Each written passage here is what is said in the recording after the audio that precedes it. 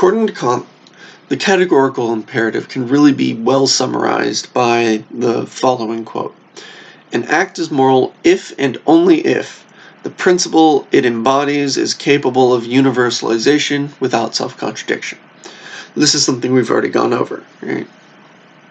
The form of ethics that this sort of builds as a result is that the action, the general rules that we get that are categorically right are tend to take the form of proscriptive ethics, right? It's right that you do not do that. Don't lie, right?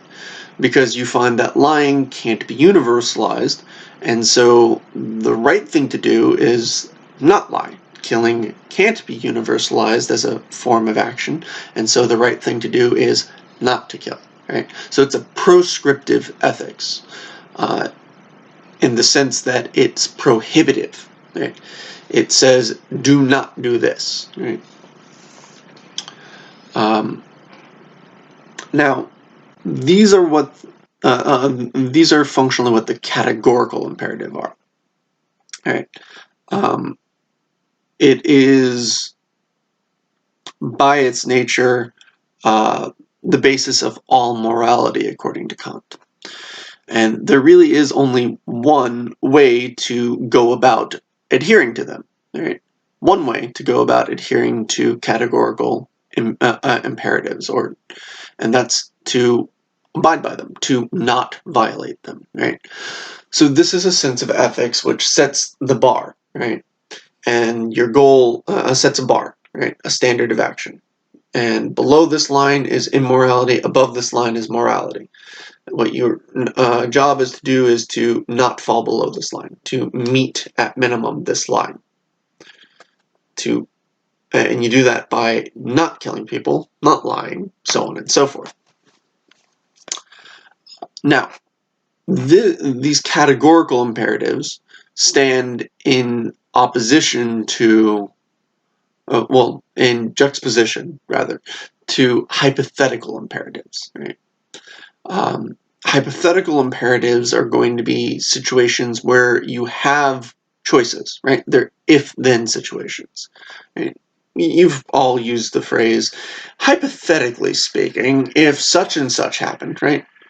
Then what would you do, right?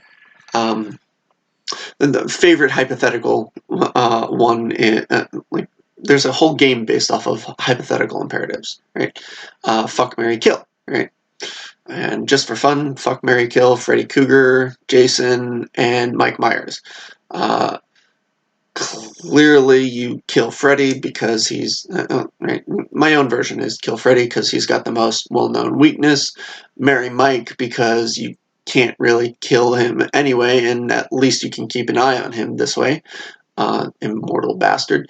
And then Jason, you screw, right? Leave your own your own version in the comments. Okay. So, categorical imperatives, only one way to do them.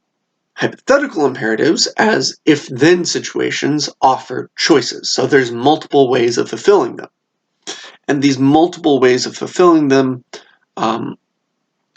coincide with the distinction between distinction between the imperfect and the perfect duties. We still have a moral imperative to fulfill the imperfect duties, which are help others and improve oneself. Right?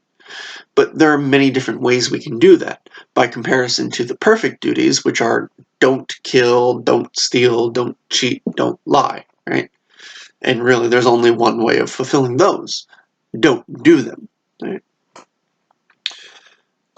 So the perfect duties are categorical in nature, and the imperfect duties are those that are consistent in nature, right? And this has to do with the other two principles by which Kant's moral philosophy is built. Right? Remember, we have this idea of universalization,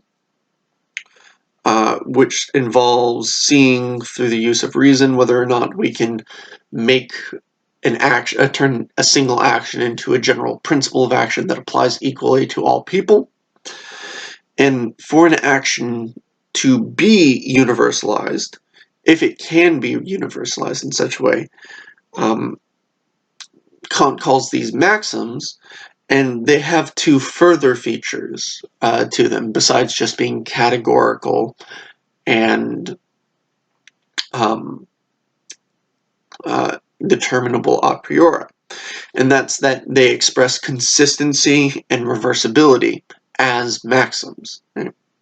So consistency just says that a maxim must be consistent with itself. Right? That's the idea that it's not self-contradictory.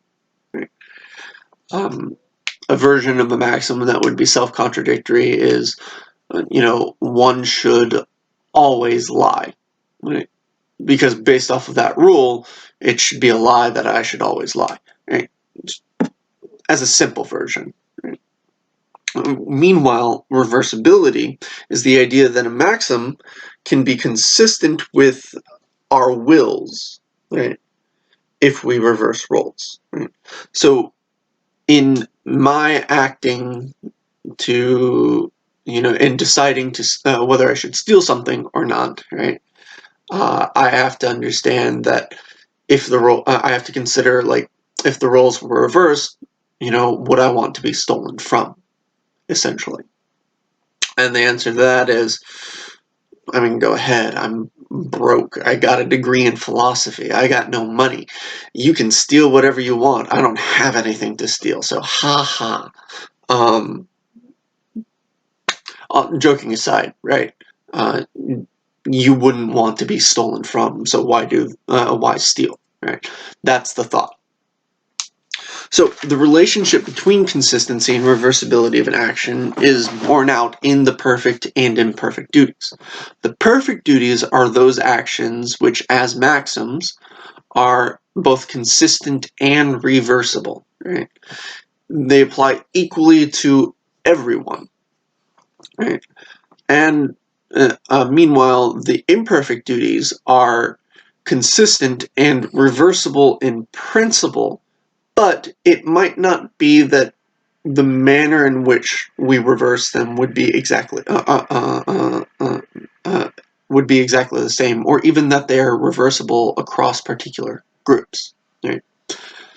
For example, helping a little old lady cross the street, right? That would be a case of acting on one of the imperfect duties, help others, right? Well, you help her because she needs help crossing the street. Right? Say it's rush hour and whatnot, she's carrying groceries, and it's to her downtown loft apartment, or something like that, right? So you're doing the kind thing by helping her. Reverse the roles, however, and would you really expect the little old lady to help you, who's young and fit and capable of carrying your own groceries across the street? No, because the situations are not equivalent, right? It's precisely because the players and the situations differ. Right? So, in this case, we can see how the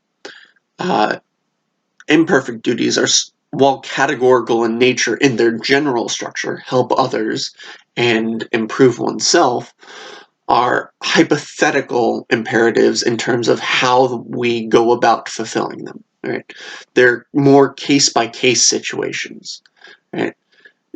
If you yourself are injured, you're not going to help the little old lady, because what help can you really be? Right? In terms of improving oneself, we all go about doing that in different ways, right? I just do it by developing, using my gift for reasoning and speaking to become a professor, right? By studying philosophy, and to teach others, to help others improve themselves was kind of my motivation. It'd be nice if I could get paid well to do it, but that's another issue entirely, right? But you might not share the same talents as me, right? Your talent might be in acting, right? or it might be in the sciences, which I also had talents in, but let's not get into personal history here. And so you decide to go into biotech, right? Or something like that. We develop and improve ourselves in different ways, right? And there might be ways that are fairly consistent and common amongst us, like trying to be nicer, trying to be more honest, trying to be better people in general, right? But the ways that we go about that are going to be different because our individual weaknesses are different, right? What needs improvement is going to be different person to person, right? So the imperfect duties have to be imperfect because there's a multitude of ways in which they can be fulfilled, even as they are also simultaneously categorical in nature, in that by their general structure, help others and improve oneself. Those are universal moral principles that we should abide by, according to Kant. Okay? Okay.